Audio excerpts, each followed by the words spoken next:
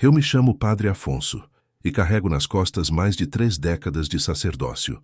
Quando olho para trás, vejo um menino cheio de sonhos que acreditava que bastava amar o povo e rezar com fervor para transformar o mundo ao redor. Por muito tempo, essa chama me guiou como uma tocha acesa em plena escuridão. Mas confesso a você, houve um tempo em que essa mesma chama começou a se apagar, quase sem que eu percebesse. Era como se cada celebração, cada visita, cada confissão que eu atendia fosse feita apenas por costume, e não mais com aquele fogo no coração.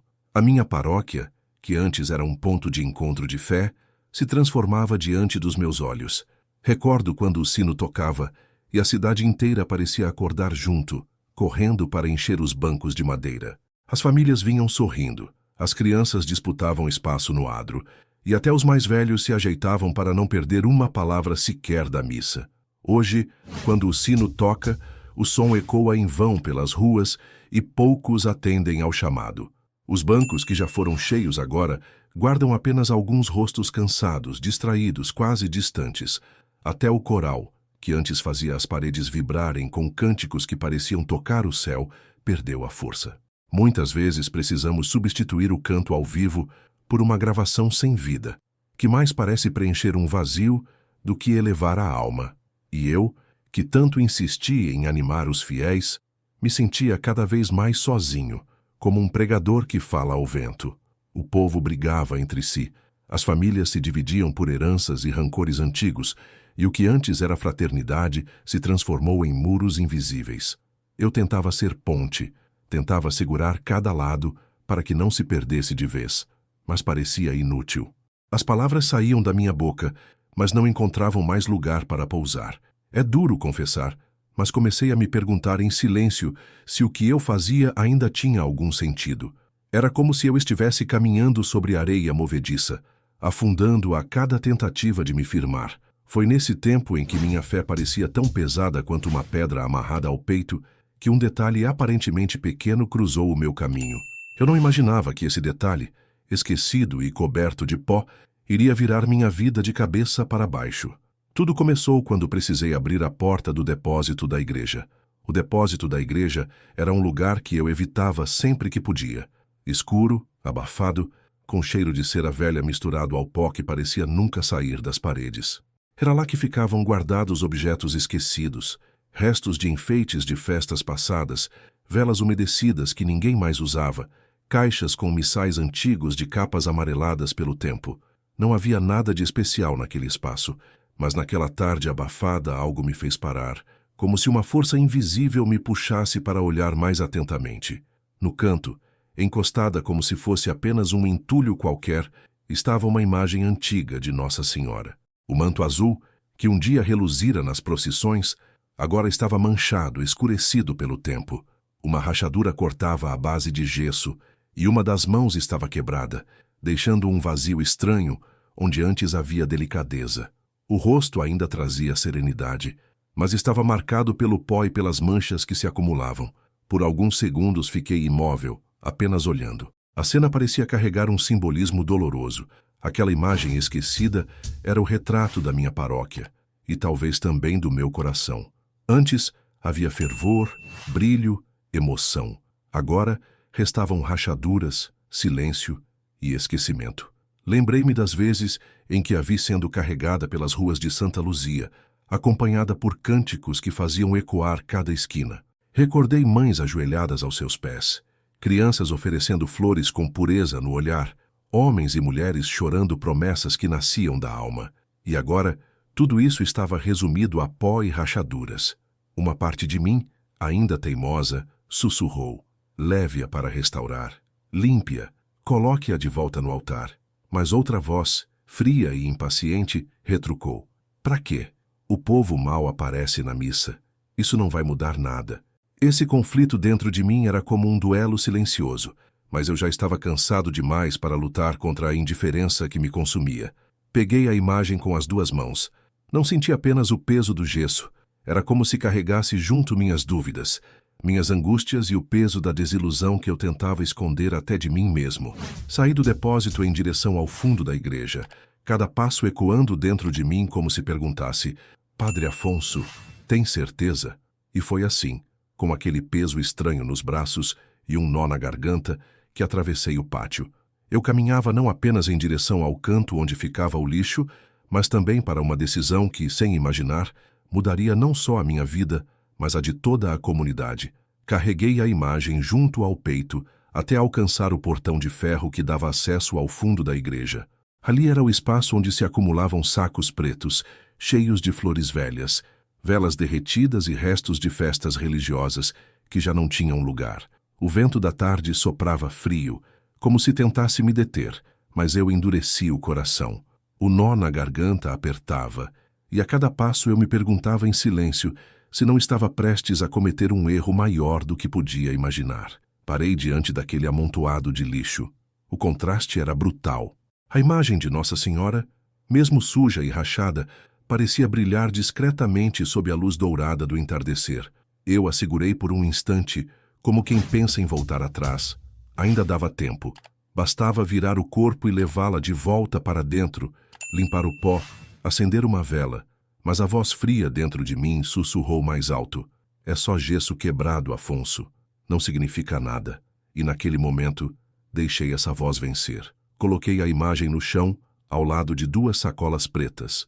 Fiquei alguns segundos olhando para aquele rosto sereno, marcado pela poeira, mas que parecia insistir em transmitir calma. O manto azul gasto ainda guardava um brilho discreto, quase como um sinal de resistência. Senti uma vontade repentina de pegá-la de volta, mas fechei o coração. Murmurei baixinho para me convencer. A fé está no coração, não nos objetos. Mas no fundo, eu sabia. Aquilo não era apenas um gesto de descartar algo sem utilidade. Eu estava, de alguma forma, jogando fora um pedaço da minha própria esperança. Era como se, junto com aquele gesso, eu tivesse largado no chão todo o peso do meu desânimo e da minha falta de fé. Virei-me depressa, como quem foge de uma culpa que não quer encarar, e fechei o portão de ferro atrás de mim. O vento soprou outra vez, desta vez mais gelado, arrepiando minha pele. Caminhei de volta para a igreja, tentando me convencer de que tinha feito a coisa certa, mas dentro de mim algo doía. Era como se o silêncio me seguisse pelos corredores, me lembrando que um gesto tão simples podia carregar consequências muito maiores. E eu não imaginava que naquela mesma noite esse peso iria crescer de um jeito que eu jamais poderia controlar. Naquela noite, por mais que eu tentasse, não conseguia encontrar descanso. Fiz minhas tarefas de sempre como quem age no automático. Fechei as portas da igreja, apaguei as velas que ainda tremeluziam diante do altar, dobrei os paramentos e organizei a sacristia. Tudo parecia em ordem por fora, mas por dentro eu sentia um buraco se abrir. Cada passo dado pelos corredores soava diferente, como se o silêncio daquelas paredes antigas me cobrasse explicações. A cena da imagem ao lado dos sacos pretos não saía da minha mente. Insistia em reaparecer a cada instante, como uma ferida que a gente tenta esconder, mas que insiste em doer.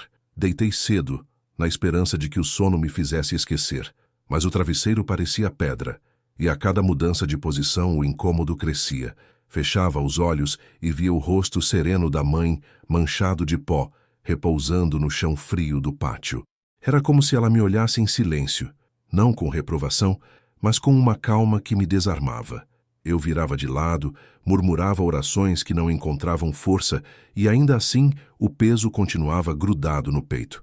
A madrugada caiu sobre Santa Luzia das Águas Claras, com o costumeiro cheiro de lenha queimada vindo das casas. O vento entrava pelas frestas da janela, trazendo um frio fino que cortava mais fundo do que de costume.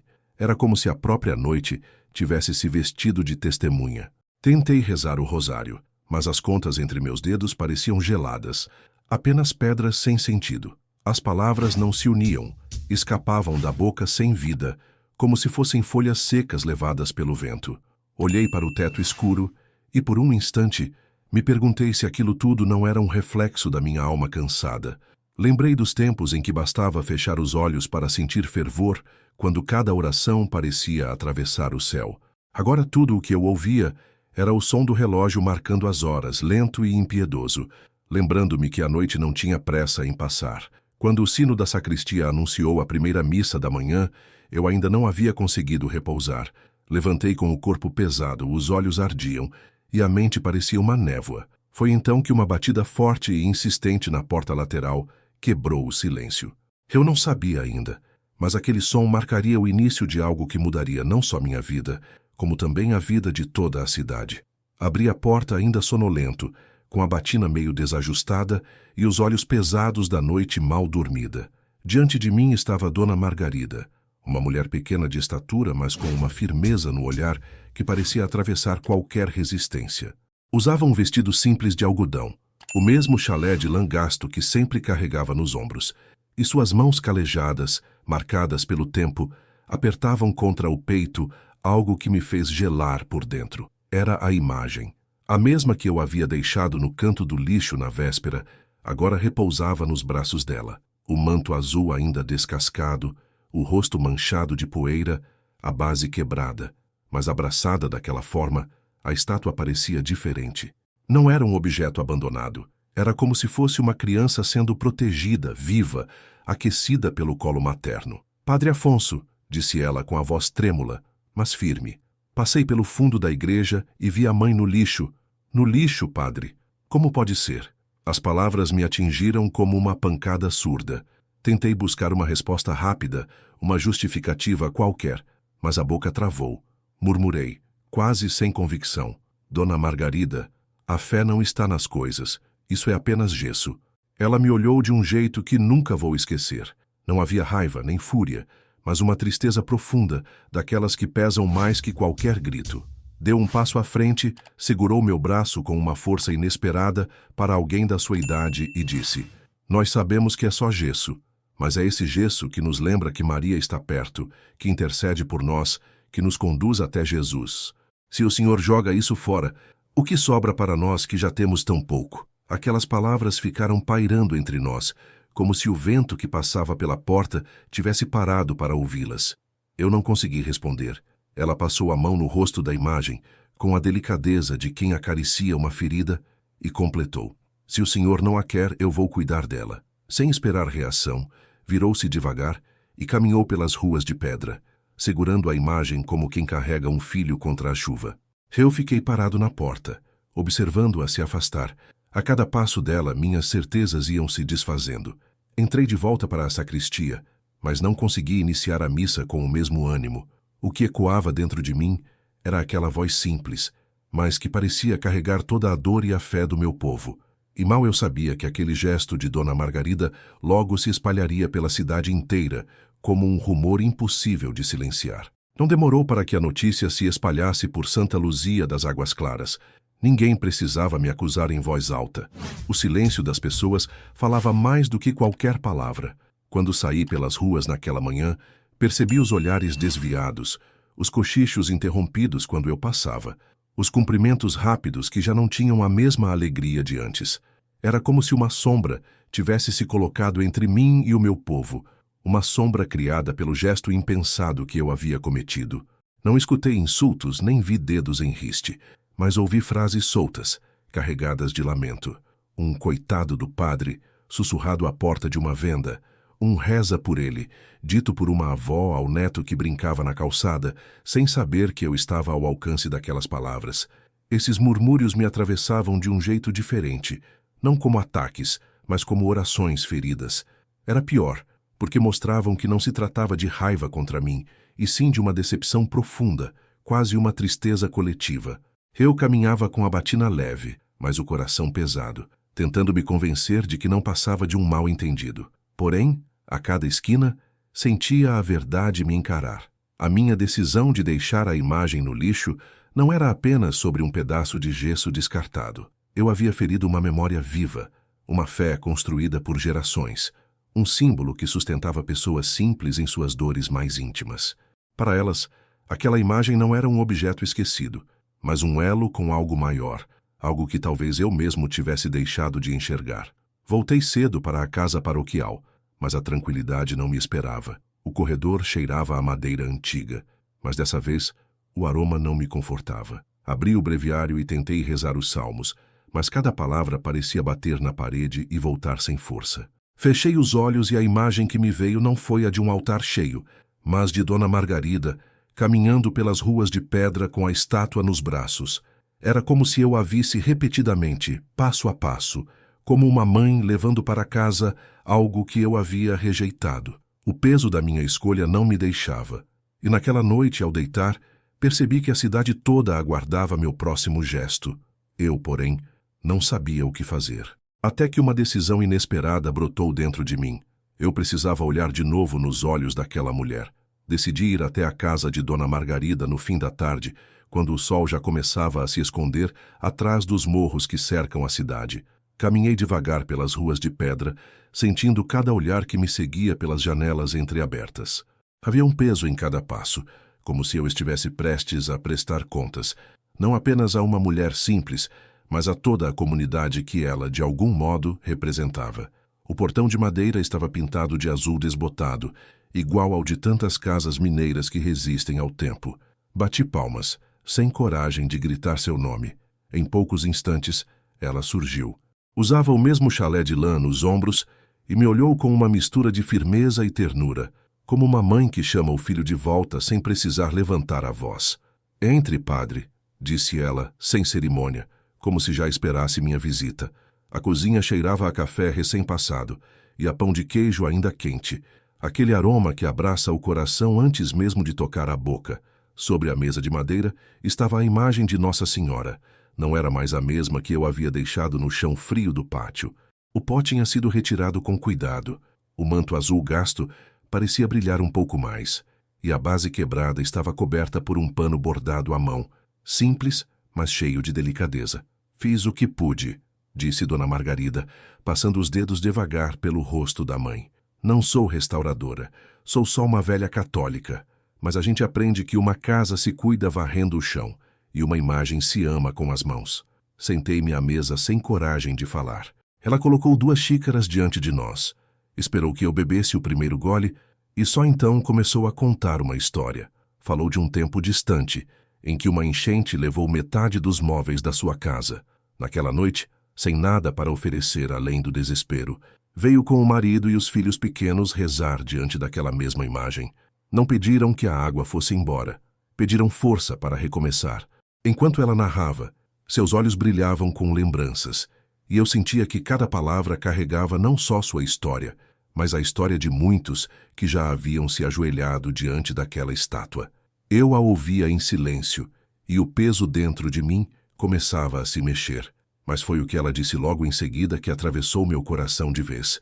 Dona Margarida segurava a xícara com as 2 mãos, como quem aquece não só os dedos, mas também a memória. Ela fez uma pausa antes de continuar, respirou fundo e olhou para a imagem na mesa, como se buscasse nela a coragem para dizer o que precisava. "Padre Afonso", começou em tom baixo, mas firme, "o senhor disse que isso é só gesso, e tem razão, é mesmo. Mas esse gesso já enxugou lágrimas que o senhor nem imagina. Ele já guardou promessas de mães desesperadas, já recebeu flores colhidas de quintais pobres, já foi abraço de gente que não tinha mais a quem recorrer. O senhor pode até ver rachaduras, mas eu vejo história, eu vejo fé." Cada palavra caía em mim como chuva fina sobre terra seca. Eu quis retrucar, trazer argumentos que havia repetido tantas vezes sobre a fé não depender de imagens. Mas a língua pesava, porque no fundo eu sabia que não era sobre teologia ou doutrina, era sobre algo muito mais profundo, algo que eu mesmo havia perdido sem perceber. O consolo que pequenos sinais oferecem quando o coração se sente abandonado. Ela continuou, agora me olhando nos olhos, e senti como se estivesse enxergando dentro de mim. "Padre, quando o senhor deixou essa imagem no lixo, eu não vi um erro de doutrina. Eu vi um homem cansado, um pastor que desistiu um pouquinho da esperança. E se o pastor perde a esperança, como ficam as ovelhas? Quem é que vai guiar o rebanho quando a noite apertar?" Baixei os olhos, envergonhado. Ela tinha razão, ainda que não dissesse com acusação, mas com a dor serena de quem sabe cuidar até das feridas que não são suas. Pegou a imagem com delicadeza, quase como quem toma um filho no colo, e acrescentou: "Às vezes, padre, a gente não precisa de milagres. Precisa só de um sinal que lembre que não estamos sozinhos. Esse gesso é um espelho. Quando o senhor olha para ele, não vê apenas Maria pintada, vê o seu povo ajoelhado, vê a própria fé que já sustentou o Senhor tantas vezes." O silêncio que se seguiu foi pesado, mas não opressor. Eu senti o coração latejar como se algo começasse a se remexer lá dentro, uma mistura de vergonha e saudade do que eu havia perdido. E enquanto ela acariciava o rosto gasto da imagem, lançou uma última frase que me atravessou como um raio. Se não tiver força para carregar o espelho agora, ao menos venha vê-lo, porque às vezes a graça começa só no olhar. Fiquei sentado diante dela, sem conseguir pronunciar palavra. O café esfriava na xícara, mas eu mal percebia. As frases de Dona Margarida ecoavam dentro de mim como se cada uma tivesse encontrado uma rachadura no meu coração para se infiltrar.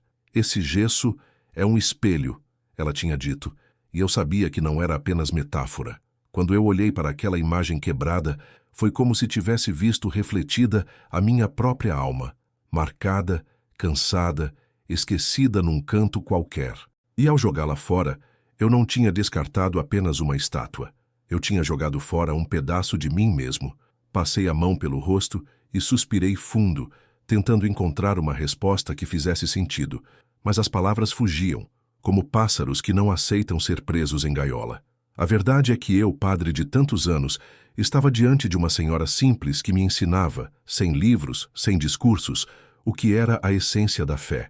E aquilo me feria e me curava ao mesmo tempo. Eu não sei mais se consigo, murmurei por fim, quase sem voz. Ela sorriu, não com ironia, mas com uma doçura que desarmava qualquer resistência. Padre Afonso, ninguém precisa conseguir tudo de uma vez. A gente só precisa dar o primeiro passo. E às vezes esse passo não é falar nem fazer, é só olhar. Aproximei os olhos da imagem e por um instante vi algo que não esperava. O pó já não cobria o rosto e apesar das manchas e rachaduras, havia uma serenidade que me desafiava. Era como se aquele olhar pintado atravessasse as camadas de minha descrença e me perguntasse, por que me abandonaste? Senti um arrepio, não de medo, mas de reconhecimento. O relógio de parede bateu 4 vezes, o som ecoando pela cozinha silenciosa. Dona Margarida não disse mais nada, apenas deixou que o tempo fizesse seu trabalho. Eu me levantei devagar, como quem sai de um lugar sagrado, e antes de sair, ela segurou minhas mãos entre as dela. Eram mãos gastas, mas firmes, aquecendo as minhas que tremiam. Padre, o senhor não precisa devolver a esperança toda de uma vez. Basta não desistir dela. Saí daquela casa com o coração pesado e leve ao mesmo tempo, confuso como alguém que carrega uma ferida aberta, mas já sente nela o sopro de cura. Cruzei a praça quase sem ver as pessoas, porque a frase dela me perseguia. A graça começa só no olhar. E foi essa frase que ecoou em mim quando, naquela mesma noite, me sentei sozinho no escuro da igreja. A igreja estava mergulhada numa penumbra tranquila quando entrei naquela noite. Não acendi luz alguma. Queria apenas o silêncio, como se ele fosse capaz de responder às perguntas que me sufocavam. Sentei-me em um dos bancos do fundo e fiquei ali, imóvel, sentindo o cheiro de madeira antiga misturado à cera fria. O espaço parecia respirar comigo, cada sombra guardando um segredo que eu ainda não estava pronto para descobrir. Olhei para o altar. O vazio deixado pela imagem de Nossa Senhora era um buraco que chamava mais atenção do que qualquer ornamento. Era como se a ausência gritasse. Lembrei da frase de Dona Margarida. A graça começa só no olhar. E mesmo sem querer, me peguei fixando os olhos naquele espaço deserto. No início, não vi nada além da falta. Mas quanto mais olhava, mais meu coração se agitava, como se estivesse prestes a encontrar algo que não sabia nomear. Peguei o rosário no bolso. As contas escorregaram frias pelos meus dedos e comecei a rezar. As palavras, no entanto, saíam pesadas, sem a leveza de antes. O murmúrio ecoava pelas paredes como se eu estivesse falando sozinho. Era estranho. Um padre, depois de tantos anos, não conseguia sentir a força de uma oração simples. A língua parecia de chumbo e o peito um deserto sem fonte. Em certo momento fechei os olhos e deixei que o silêncio tomasse conta. Não pedi nada, não prometi nada, apenas fiquei ali, como alguém que já não sabe o que dizer e espera que o outro entenda sem palavras. O cansaço me venceu. A cabeça pendeu sobre o peito e, sem perceber, adormeci no banco duro da igreja. O sono não foi leve. Senti como se estivesse sendo levado para um lugar distante, um espaço que não era sonho comum. O ar parecia seco. A claridade do céu me feria os olhos. Ao abrir os pés sobre a terra clara, percebi que estava em um deserto infinito e silencioso. O chão rachado estalava sob minhas passadas e cada passo soava como um eco que denunciava minha solidão. O peso que me acompanhava parecia ter tomado forma ali, diante daquela imensidão sem vida. Continuei caminhando, sem destino certo, até que ao longe vi uma sombra improvável. Algo pequeno se movia entre o nada. Meu coração acelerou, sem que eu soubesse explicar por quê, e foi nesse instante que compreendi.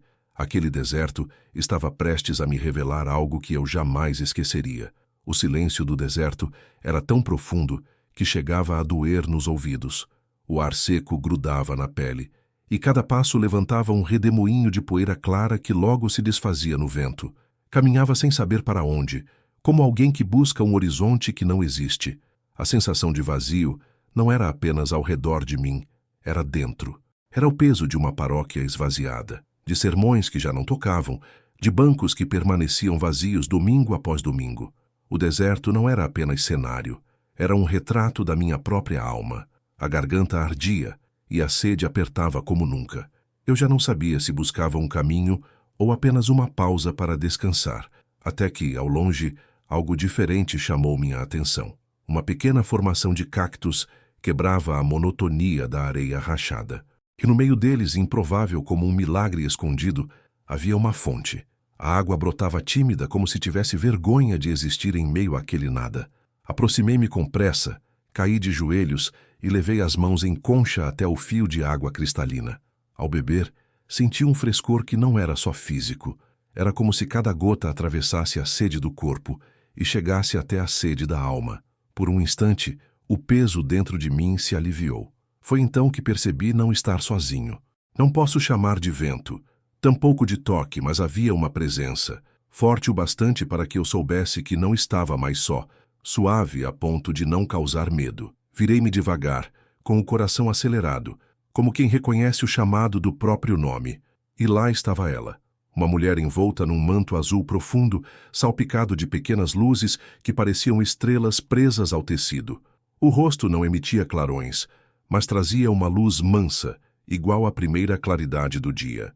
Seus olhos escuros e calmos não apenas olhavam, atravessavam. Eu sabia quem era sem que ninguém precisasse dizer. Não era uma visão qualquer. Era a mãe. Minha voz falhou, mas meus lábios conseguiram murmurar, Nossa Senhora, e no mesmo instante, sem som, mas como água fresca correndo por dentro, ouvi a resposta, Filho. Quando a palavra filho atravessou o silêncio daquele deserto, não veio como voz que se escuta com os ouvidos, mas como água fresca que corre por dentro, saciando uma sede que eu nem sabia nomear. Meus joelhos se dobraram sozinhos, e as mãos, trêmulas, não sabiam se juntavam em oração ou se apenas tentavam tocar aquela presença. A mulher do manto azul me fitava sem pressa. Seus olhos negros carregavam uma paz que não acusava, mas também não escondia a dor que via em mim. Por que tem sede, estando tão perto da fonte? Perguntou sem mover os lábios, e ainda assim cada sílaba soava clara dentro de mim. Tentei responder, mas a voz embargou. Senti o peso da minha fraqueza e consegui apenas murmurar. Perdi o fervor, mãe. Minha paróquia secou, e eu também.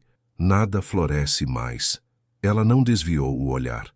Uma tristeza mansa, que não acusava, mas compreendia, atravessou seu rosto, estendeu a mão e apontou para a areia aos nossos pés.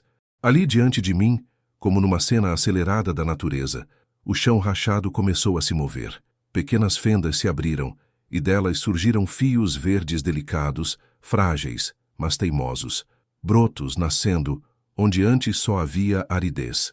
Olhe bem, disse ela, a vida que você não vê não deixa de existir. A semente não perde sua força porque o sol a castiga. Ela apenas espera a hora e a água. Fiquei mudo, vendo aquelas folhas se erguerem diante da secura, como se o próprio impossível estivesse acontecendo debaixo dos meus olhos. Olhei para minhas próprias mãos. Não vi nelas apenas os calos de anos de trabalho, mas rachaduras de indiferença, de cansaço, de um pastor que havia desistido um pouco de acreditar no rebanho que guiava. A vergonha apertou meu peito, e lágrimas, que eu há tempos não deixava cair, começaram a descer sem que eu pudesse contê-las. Foi então que ela se inclinou sobre a fonte, recolheu água límpida em um cântaro invisível e me ofereceu. Quando bebi, o sabor não era só de água, era de lembrança. Lembrei da primeira missa que celebrei, do brilho nos olhos das crianças na catequese, dos pecadores que saíram leves do confessionário, das procissões cheias de fé. Tudo voltou num instante. Minha avó saiu em soluço. Mãe, eu joguei sua imagem fora. Coloquei no lixo como se fosse resto sem valor. E foi nesse momento que ela se aproximou ainda mais, estendendo a mão em direção ao meu peito, exatamente onde a dor se enraizava. O toque suave dela sobre meu peito não foi como o peso de uma mão comum. Foi como se a dor enraizada ali começasse a se dissolver, ainda que devagar. Seus olhos não me julgavam, apenas refletiam uma ternura firme, a mesma de uma mãe que corrige sem gritar. Quando você jogou fora uma imagem, filho, disse, não foi apenas gesso que deixou de lado, foi um espelho. E quem perdeu não fui eu. Foi você que esqueceu de olhar para dentro. As palavras entraram em mim como faca, mas ao mesmo tempo como bálsamo. Eu quis me defender, explicar que estava cansado, que a fé tinha se tornado rotina, mas ela não esperava justificativas. Aproximou ainda mais o rosto e continuou. Um pastor não pode confundir o coração com depósito, onde se empilha o que já não serve. O coração de um pastor é sacrário, e quando você fecha esse sacrário, não é só você que perde. É o rebanho inteiro. Senti um tremor correr pelos braços, como se meu corpo todo entendesse o que minha mente ainda relutava em aceitar. As lembranças vieram com força. A igreja cheia nos primeiros anos, as confissões carregadas de lágrimas sinceras, as mãos calejadas dos fiéis me segurando, como se eu fosse ponte entre eles e o céu. Tudo isso parecia tão distante, tão apagado, e ainda assim estava ali, sendo reavivado por aquelas palavras. Minha boca finalmente encontrou coragem para confessar. Eu a deixei no lixo, mãe, e disse a mim mesmo que não era nada, só uma estátua quebrada. Mas agora eu vejo, era mais que isso. Era parte da minha esperança. Ela não me afastou, não me corrigiu com dureza. Apenas inclinou a cabeça e disse como quem sopra segredo. E por isso eu vim, porque até os filhos que se perdem merecem ser lembrados de quem são. No mesmo instante, o deserto pareceu respirar. O vento soprou diferente, e a claridade ganhou outro tom, como se a própria paisagem tivesse escutado o que ela acabara de dizer. O silêncio não era mais vazio, era cheio de promessa. E foi nesse momento que compreendi que o encontro ainda não tinha terminado, e algo muito maior estava prestes a acontecer diante dos meus olhos. Acordei antes mesmo do primeiro galo cantar.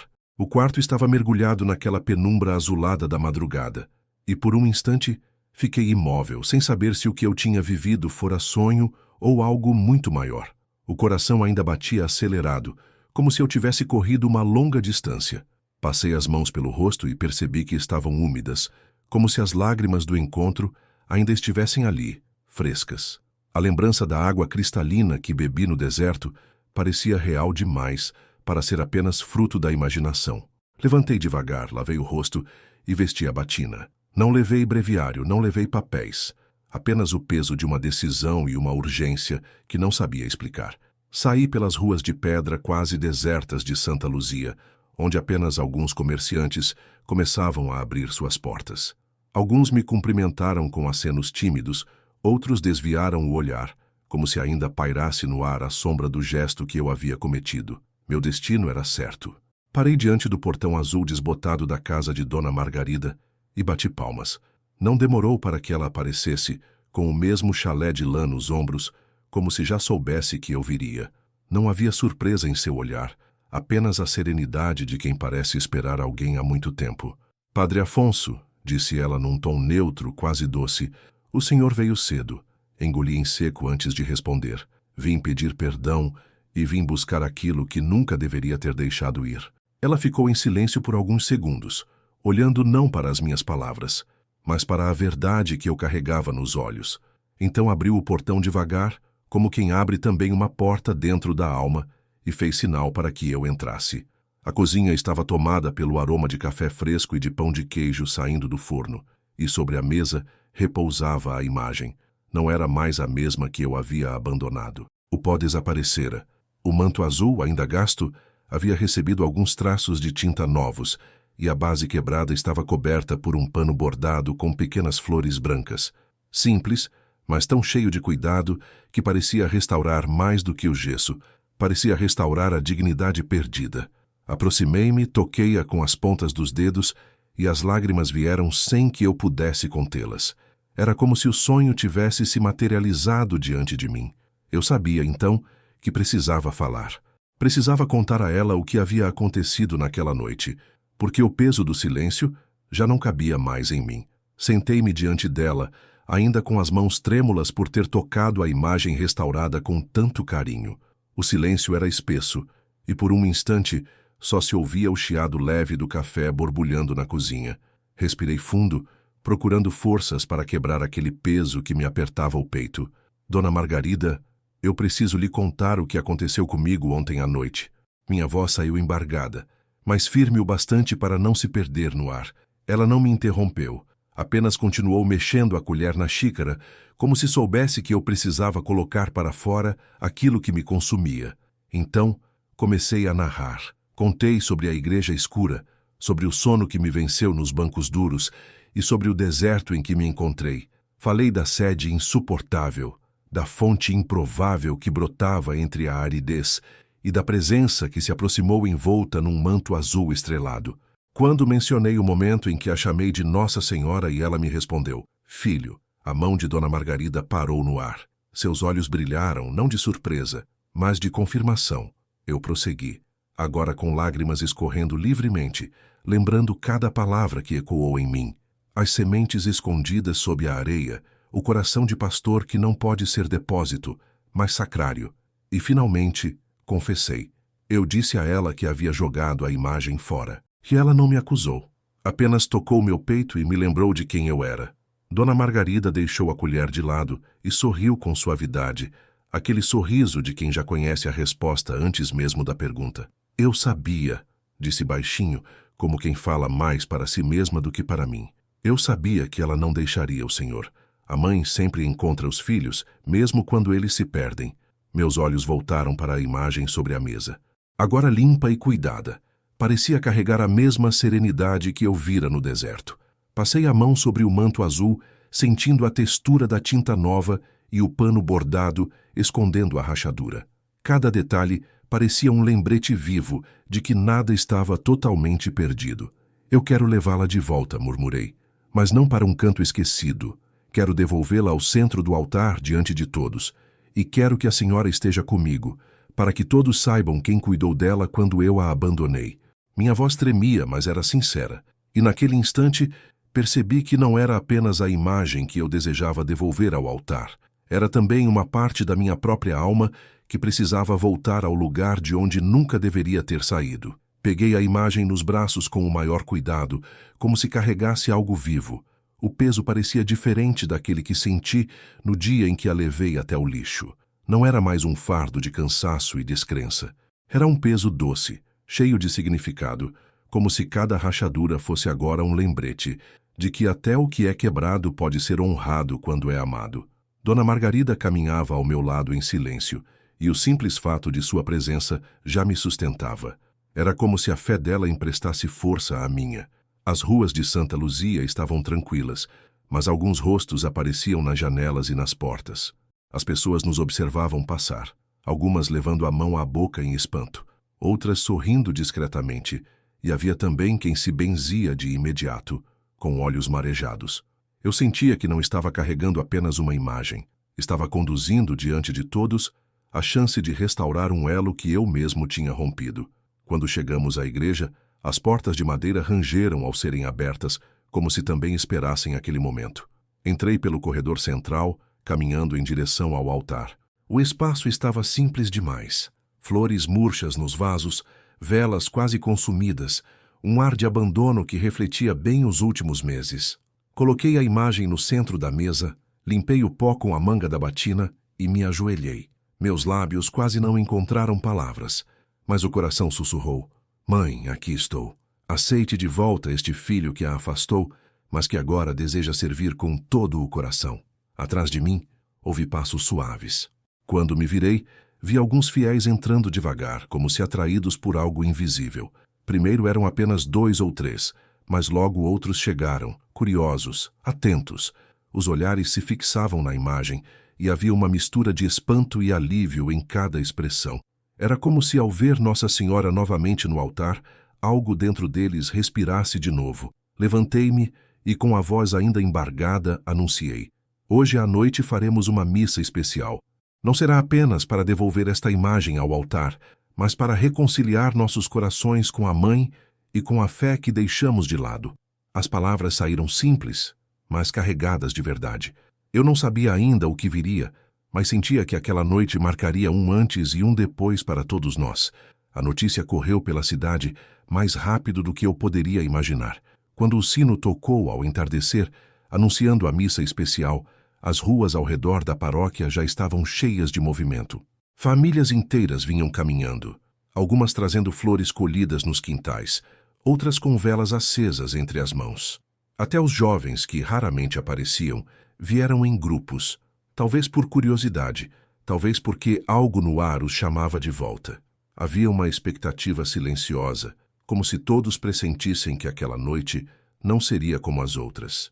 Quando as grandes portas se abriram, o templo foi se enchendo. Os bancos, que tantas vezes ficaram vazios, agora recebiam gente de todos os cantos. Quem não conseguiu entrar se acomodou no adro, de onde ainda podia acompanhar cada palavra. O murmúrio inicial cessou assim que começou o canto de entrada, e um silêncio reverente tomou conta do espaço. O ar parecia carregado de algo invisível, mas palpável. Subi ao altar com as mãos trêmulas. Olhei para cada rosto à minha frente e percebi olhos atentos, ansiosos, como se esperassem não apenas uma celebração, mas uma resposta. Respirei fundo e falei, sem rodeios: meus irmãos, há alguns dias eu, vosso pastor, cometi um erro que me envergonha. Em um momento de fraqueza, levei a imagem de Nossa Senhora esquecida no depósito e a coloquei no lixo. Um murmúrio percorreu a assembleia. Alguns abaixaram os olhos, outros me encararam surpresos, mas ninguém saiu. Continuei. Eu pensei que a fé não precisasse de sinais, mas aprendi da forma mais dura que esses sinais nos lembram do essencial. Eles apontam para Cristo e nos recordam que não estamos sozinhos. Então, sem esconder nada, contei do sonho. Narrei o deserto, a fonte improvável, a presença da Mãe, as sementes escondidas esperando pela água. Cada palavra parecia atravessar o espaço, alcançando corações que talvez também estivessem secos como o meu. Vi lágrimas discretas escorrerem em alguns rostos. Mãos se uniram em oração, crianças ficaram quietas, como se entendessem a gravidade do momento. E olhando para a primeira fila, chamei em voz alta: Dona Margarida. Todos se voltaram para ela. Foi ela quem recolheu a imagem. Foi ela quem cuidou da Mãe quando eu a abandonei. Hoje quero que todos saibam que, graças a ela, Nossa Senhora voltou para casa. A igreja inteira se levantou num aplauso cheio de reverência. E naquele instante, percebi que algo havia mudado para sempre dentro e fora de mim, ainda que a noite estivesse só começando. A homilia terminou, mas o que aconteceu depois foi algo que nem eu esperava. Pedi que cada pessoa, ao sair da missa, passasse diante da imagem, tocasse sua base, fizesse uma oração ou apenas um gesto de carinho. Queria que todos entendessem que não era só gesso pintado, mas um sinal vivo da presença de Maria no meio do povo. A fila se formou rapidamente e logo se estendeu até a porta da igreja. Vi homens simples, com as mãos calejadas, se aproximando devagar, como se estivessem diante de um tesouro. Alguns encostavam a testa na base coberta pelo pano bordado, outros passavam os dedos pelas rachaduras, como quem acaricia uma cicatriz de alguém amado. As mulheres chegavam com lágrimas nos olhos, murmurando orações antigas, aquelas que aprendemos ainda crianças e nunca esquecemos. Até os jovens, sempre tão distantes, pararam em silêncio diante da imagem, e vi neles um respeito que há muito não presenciava. As crianças foram as que mais me tocaram. Algumas levaram flores colhidas nos quintais, outras apenas olhavam para o rosto pintado com aquele encantamento puro que só a inocência sabe ter. Vi uma menina pequena levantar a mãozinha para tocar o manto azul descascado, e naquele gesto simples senti que a fé se renovava ali, diante de todos. Enquanto observava, percebi que algo mudava dentro da própria igreja. Era como se as paredes, antes frias e silenciosas, respirassem junto com cada oração que subia. O ar estava diferente, mais leve, mais cheio de esperança. Eu, que tantas vezes havia celebrado mecanicamente, agora sentia cada palavra da liturgia como um presente novo. Quando a última pessoa da fila se despediu da imagem, já era noite alta. Fiquei sozinho diante do altar. Ajoelhei-me outra vez e agradeci em silêncio. Mãe, obrigado por não desistir de mim nem do meu povo. E no fundo do coração, tive a nítida sensação de ouvir aquela mesma voz suave do sonho dizendo: Filho, a missão apenas começou. Levantei-me devagar, com o coração ainda latejando, e fui para a sacristia. Mas antes de apagar as luzes, olhei para trás. A imagem permanecia no altar, marcada pelo tempo, mas iluminada pela chama das últimas velas. E ali, diante dela, compreendi que não era apenas o começo de uma mudança na igreja, mas o sinal de algo ainda maior que estava prestes a florescer na vida de toda a comunidade. Os dias seguintes trouxeram uma transformação tão clara que até os mais céticos começaram a notar. Não era apenas o aumento no número de fiéis, mas o espírito novo que parecia se espalhar por cada canto da paróquia. Pessoas que eu não via há meses voltaram a participar das missas. Os jovens, antes distantes, começaram a se oferecer para ajudar na liturgia. Famílias que carregavam brigas antigas se aproximaram, pedindo reconciliação. Até o terço das sextas-feiras, que antes reunia meia dúzia de pessoas, agora enchia a igreja de vozes unidas. Havia algo diferente no ar. Depois de cada oração, ninguém tinha pressa de ir embora. Os fiéis se reuniam na porta, conversavam, trocavam histórias, ofereciam ajuda uns aos outros. Era como se aquele altar, que por tanto tempo havia perdido o brilho, tivesse voltado a pulsar como o coração vivo da comunidade. Eu celebrava cada missa com uma emoção que há muito não sentia. As palavras da liturgia, tantas vezes repetidas, soavam novas, frescas, cheias de sentido. E foi nesse clima de esperança que surgiu a ideia que mudaria ainda mais nossa história. Um grupo de mulheres emocionadas comentou após a missa: Padre, por que não fazemos uma procissão? Não apenas como antes, mas para mostrar a todos que a fé pode ser restaurada, mesmo quando parece perdida. A sugestão caiu como semente em terra boa. Em poucos minutos outros já confirmavam: Vamos sim, padre. A cidade precisa ver. A preparação começou de maneira quase espontânea. Homens que há anos mal se falavam se ofereceram para carregar a anda da imagem. Jovens começaram a ensaiar cânticos marianos, enchendo de música os corredores da paróquia. Mulheres costuraram novos mantos, mas sem esconder as cicatrizes da estátua. Elas contam a história, dizia Dona Margarida, sorrindo enquanto bordava pequenas flores no pano que cobria a base quebrada. No dia marcado, a cidade despertou cedo. O céu estava limpo, e a brisa trazia o cheiro fresco da chuva que havia caído na noite anterior.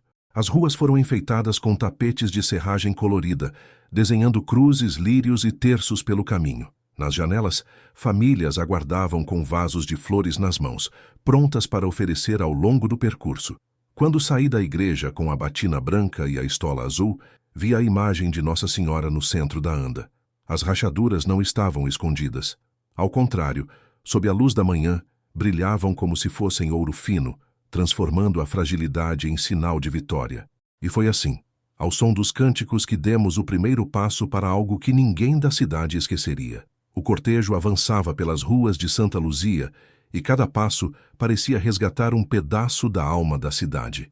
Homens se ajoelhavam ao ver a imagem passar, mulheres choravam em silêncio, jovens cantavam com entusiasmo que eu já não esperava ver, e crianças corriam à frente espalhando pétalas de flores simples, mas carregadas de amor.